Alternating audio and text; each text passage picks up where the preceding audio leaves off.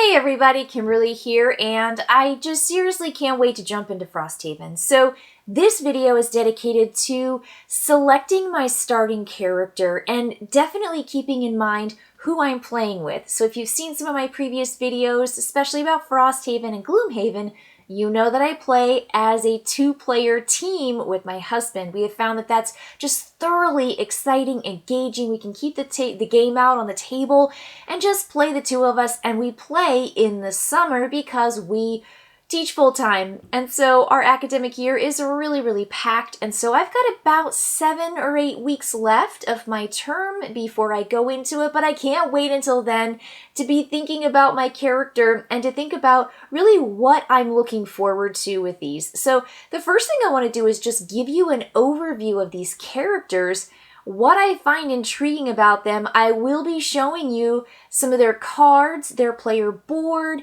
and their little mini figure, and some bits and pieces that come with each of the characters. So keep that in mind. If you don't want to take a look at that, they're just the starting characters, no spoilers with any unboxed figures or characters just yet. So that's all that's in here. That's all that I'm going to talk about. So the first thing, let me just show you these starting character classes. Okay, so this one, you're going to start here, and it says Banner Spear, low complexity, natural leader and protector with powerful attacks that require proper positioning. Okay, I'm going to talk about Banner Spear in just a minute. The Drifter, low complexity. So there's 2 of these that are low complexity. I like the sound of this guy. Well, I like the look of him too. Jack of all trades with great stamina to fill any role you need. That's actually really good in a 2-player game, having that flexibility and that versatility. And then I've got Bone Shaper, medium complexity. Summoner of the Undead who sacrifices their health to create and heal allies. Interesting Bone Shaper. All right, moving down here to our bottom group, Deathwalker, medium complexity, manipulator of dead spirits who uses death as fuel for their abilities. Sounds fantastic. Blink Blade, high complexity. So we've got 2 low, 2 medium, and 2 high. Blink Blade, powerful melee fighter who's able to quickly zip in and out of combat. Yes, please. And then Germinate. This is a high complexity. And I am going to start with this character. I'm going to pull this character sheet out right now. Insect Swarm with 2 separate forms that allow for switching between melee and ranged attacks. Okay, so with that said, that's the overview of the characters, what they do, maybe what their strengths are, and really what kind of complexity you've got going on here with the starting characters. And that's the first thing I really like, that there are some kind of beginner characters that are easier to understand, they're easier to play, and then there are some that are kind of a little bit more challenging, and then you've got the most challenging. So I'm actually going to start with that one. I'm going to pull out, this is Germinate, and wow, I mean, this character is super complex. And the reason is, you've actually got 2 characters, you've got 2 figures that you're working with. And they actually come in 2 different boxes. So you've got this figure and they're marked that way, and you've got this figure marked that way.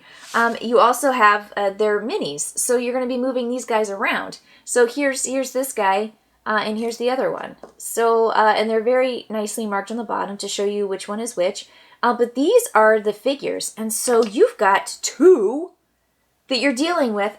And as it says here, you can shift between 2 different forms. One is ranged and one is melee. And you can play in your current form, but if you see this symbol, it forces you to switch from one form to the other, following the white arrow. And if you can't play cards, it says if you're, you must be able to rest or play 2 cards from your current form at the start of each round, otherwise you become exhausted. And each person is going to receive, I think it was 7 cards. There it is, yeah. So 7 cards with one of the characters, 7 cards with the other character. You do have, I would say, a significantly low amount of hit points, and that's a little scary to know that there's just really not much that you're working with. Now, that's absolutely bananas. I mean, you've got this character and then this one, and they have 7. You're playing with this one. Oh no, now this one. Oh no, now this one. So complexity-wise, out of this world. So if you flip over to the back side, it talks about, you know, who the harrower is, what German it means. There's your 5 out of 5 complexity. It does have some elemental triggers, which is really cool. And then it also shows it's melee, it's ranged. That's definitely what their skills are. And then the rest of it. So this is a super, super hard character. And I'm going to say right now, I don't think I'm ready for the harrower gem in it. I don't think I am. I just don't think it's going to happen. So for me, I'm just going to kind of gently pack up everything and hope that either Lewis picks this, my husband, and he really wants to take on the challenge, or when I retire with another character, I can then kind of pick up that character and just give it a try. The other complex character is the Blink Blade, so I'm going to pull this guy over here. Now, the Blink Blade is really, really interesting. He is this little guy, so here's his figure. A lot of these little chippies, a lot of these things that you've got to keep track of. And then this is the figure for the Blink Blade. So if you recall, they're able to go in and out of spaces, do some damage, and then blink out. And there's just a lot of stuff going on this board right here. So you've got this time track. That's what the time tokens are for. And you've got to keep track of time. And oh my gosh, this is so cool because when you choose what you want to do on your card, you choose fast or slow. And normally when you play your cards down, you will play one, and that's going to be your initiative, and then the other one is going to be played face down. And when you look at the Blink Blades cards, look at this. There is a fast 20 initiative. There's a slow 50. And so you're choosing which one of these that you want to do. Now, it doesn't mean that you can't do these, but when you choose slow, it's this one. When you choose fast, it's this one. And that's just the top action. Not counting if you choose this to be your bottom action. So you've got fast down here, slow down here. And that's your normal, and you get to add 2 or you get to subtract 1. So this character is just so interesting and super dynamic. They seem to have the same amount of hit points. Maybe I've just got a real skewed idea of how many hit points you can have, but 8 is really the basic. We're all level 1. This guy's got 8 points as well. But I think this is so interesting. So for me, I am going to say that the Blink Blade is in my top group.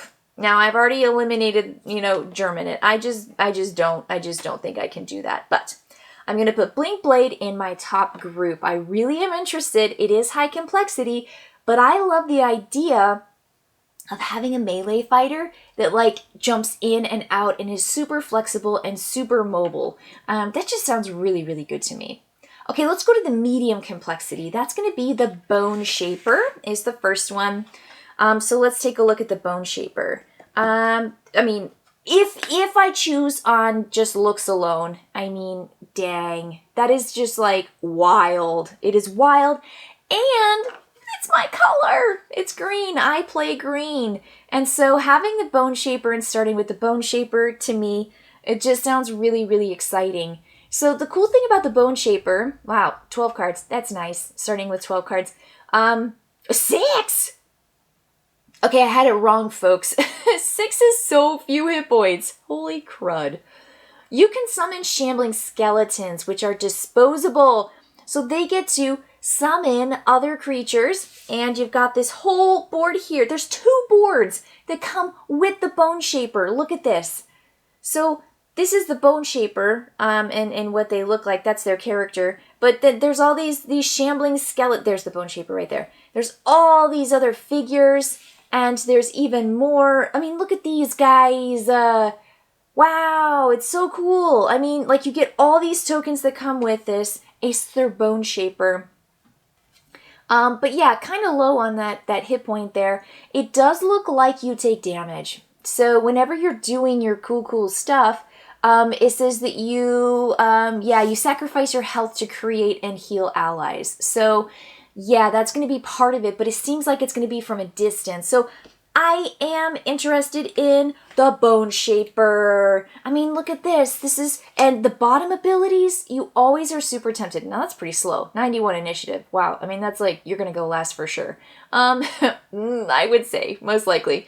But you can summon this shambling skeleton, or you can create this card that says on the next 3 sources of blammies to you, negate the blammy.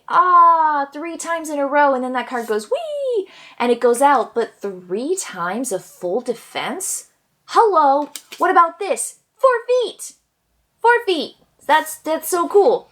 So these cards look amazing, and again, I am just super swayed by color and by figure. So right now, this figure is the coolest to me. I'm definitely more interested in that figure.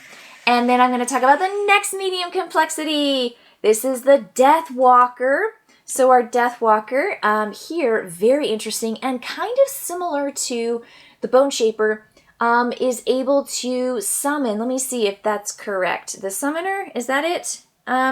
Summon. Yeah, Shadow Beast. So look at that. You get to summon a Shadow Beast. Ooh.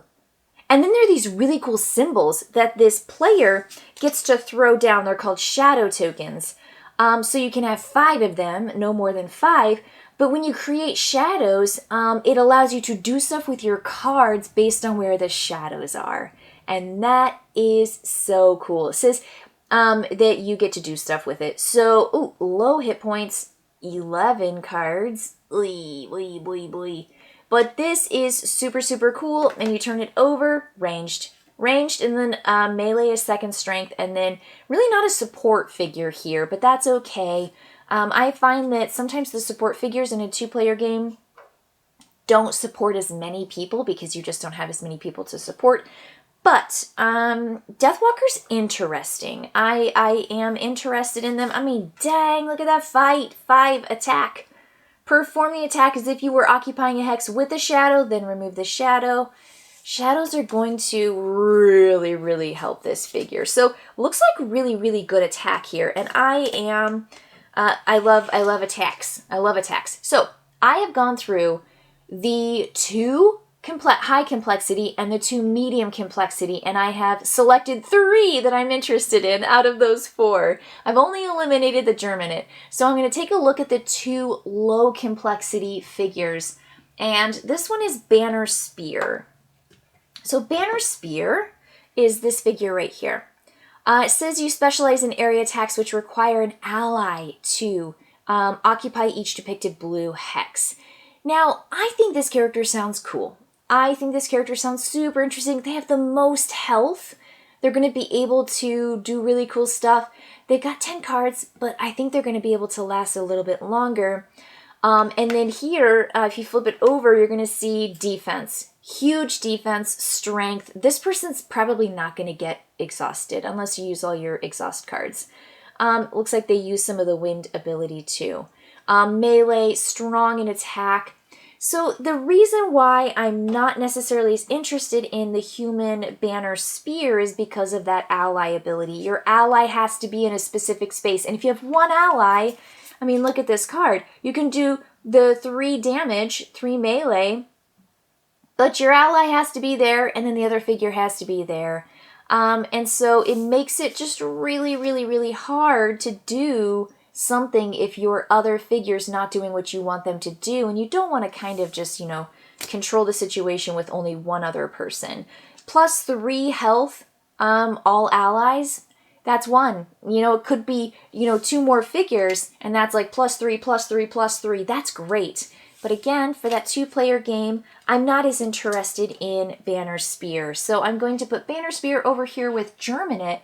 Let me show you Banner Spear. This is the only figure that did not, that came in a little plastic carrying case to make sure that the spear and that eagle or whatever hawk that's on the arm stays really good. So that's a really cool figure. I love the figure, but I'm going to put Banner Spear over there to the side, which leaves the last one, Drifter. Now, I'll tell you right now, that this NX Drifter is my kind of guy. I mean, this is what I want to be in real life. I want to be low complexity jack of all trades. That's like my idea of just, this is the only extra little chart that you get in here. And it's really cool because you get these little bebops, and they're going to allow you to move on your cards to mark things. But that's it. That's what the drifter looks like. That's the initiative. Whenever you pick, you put them in order, and then you just get your board. So complexity-wise, low complexity, but there's something really cool on this board here. You have abilities which allow you to add effects by moving a character token on any one of your persistent bonuses forward. So there's like this forward and backward thing here. Great health. You've got 10, 12 cards. I mean, this is going to be the melee, right? This is just like boom, boom, boom. Ranged melee, almost, I mean, equal, it looks like from here. Support, defense. I mean, this is just everything that you're looking for. So for me, I look at these cards, I look at these, it says here, on your next 6 melee attacks, +2. Just boom, boom, 2 damage, right? You've got more move down your slots. It's just, like, this is it. This is it. Punch, punch, punch, punch, punch. I really like this. I like this figure so much. Now, here's the deal. I am very comfortable with the drifter. I am very enticed by the drifter, and I want to put the drifter in my top. Now, the thing is sometimes, I mean, especially for this new Frosthaven, I want to challenge myself, and to be honest, the drifter is just the character I would play. Like if these 6 were all out here, I bet you my husband would say, hey, are you going to be the Inux drifter?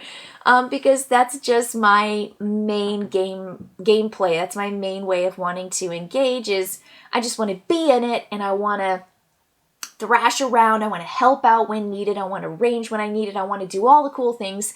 And so for me, it's just comfortable, and I want to branch out. Frosthaven, there's a lot of great stuff to explore, and I think that we're going to retire more often. We're going to play a variety of characters. And so for me, I'm going to say Drifter, I love you, but I'm going to put you in the probably not pile. Okay, so that means I've got 3 characters that rose to the top. I've got, drumroll please, I've got the Blink Blade, I've got the Bone Shaper, and I've got the Death Walker. So these are the 3. These are my top 3 choices. Gosh, I mean, I'm so interested in these 2 because, again, they get to summon other creatures, and they get to do some really, really cool stuff. I'm super interested in the Blink Blade because I get to be in the action and then dash out. And so for me, that Blink Blade is maybe rising just like a little bit higher to the top. And I do get to challenge myself with a high complexity character while not overwhelming myself with the gem in it, because that just sounds so hard to me. It sounds like way harder than managing the Blink Blade. Now, I know that there are going to be some of those markers I have to keep track of, but I look through this Blink Blade deck and I see a lot of damage. I see a lot of choices. I see a lot of movement. I see time, which is, of course, the whole point of my Blink Blade is jumping in time. So I think I'm probably leaning towards Blink Blade, but I have to also consider what is Lewis going to pick. Now, let me tell you what his style is. He plays generally a little bit more reserved. He usually plays back. He likes to play like elves, and he likes to play ranged fighters. And so when I'm thinking about it, let me pull out these characters because maybe I can live vicariously through through him if he picks one of the characters that are like my runner-up. Oh, the Valrath Deathwalker has super, super high range and melee. Now, I don't want us to get too poor when it comes to... Nope, there we go. Perfect. Look at this. Look at that. This maybe is the combination. So our melee and ranged are pretty strong. My defense is there and support's there where his isn't. Our control is about the same, and he's got a little bit more mobility. So maybe I can talk him into trying the Deathwalker, throw down all those shadows. and be super, super cool. And then I can... Oh, that was the Bone Shaper. Oh no, now I'm picking the Bone Shaper. Okay, so let me see here. There's the Quattro Blink Blade, and then I wanted to do this one. Oh no, that's a terrible combination. Maybe I'm picking green. Maybe we're both going to be that, because here's the combination that I had originally wanted, but we're too strong here and not, I mean, ranged, yeah, maybe, but look at all this. Oof, oof, oof. Okay, so I'm glad I talked it out with you, because I feel like it's all about that combination too. You can't just, well, maybe you can. I mean, you play your game the way you want to play it. But for me, I feel like there's got to be some balance. And when you find two characters that really work together, I mean, I remember in Gloomhaven, we did that and we were just like crushing it and having a blast, because the two figures that we got were just so in sync with each other, and we supported each other incredibly well. So the Blink Blade seems okay, but maybe one of the other figures, maybe like the Banner Spear or something like that, is something that would be suited to work well with the Blink Blade. And I know that the Banner Spear is someone that he might really enjoy playing. So it's up to him. It's up to him. I'm going to keep these as my top 3. So again, Bone Shaper, Blink Blade, Deathwalker. Yeah, just really, really cool. And cool figures, cool names, and I love the complexity.